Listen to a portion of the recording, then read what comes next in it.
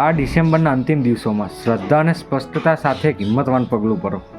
એક નોટબુક અથવા vision board લો અને 2026માં તમારા જીવનમાં જે કંઈ જોવા માગો છો તે બધું લખો. તેને હેતુપૂર્ણ બનાવો.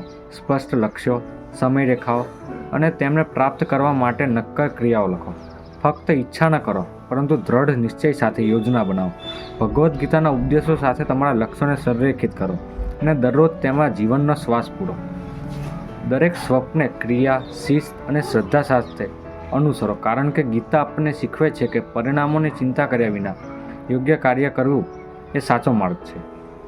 તમારા રૂમની દિવાલ, કાર્ય સપાટી અથવા અરીસા પર જ્યાં તે દરરોજ જોઈ શકાય ત્યાં તમારા દૃષ્ટિકોણને મૂકો, જેથી તમને દરરોજ સંકલ્પ કરવા, આત્મવિશ્વાસ રાખવા અને પગલાં લેવાનું યાદ આવે. આ સરળ લાગે છે, પરંતુ આ સરળતા મનને કેન્દ્રિત કરે છે, આત્માને મજબૂત બનાવે છે અને જીવનને શિસ્તબદ્ધ કરે છે. તે તમને હેતુ અને જાગૃતિ સાથે જીવવાનું શીખવે છે. યાદ રાખો ભગવદ્ ગીતાનો આ શ્લોક: ઉદરેદાત્માનામ નાત્મનમ વાસાદયેત. અર્થ: માણસે પોતે જ પોતાનું ઉત્થાન કરવું જોઈએ, પોતાને અધોગતિ ના આપવી જોઈએ. તમે જેનું વારંવાર ધ્યાન કરો છો, તમારું જીવન તે દિશામાં આગળ વધે છે.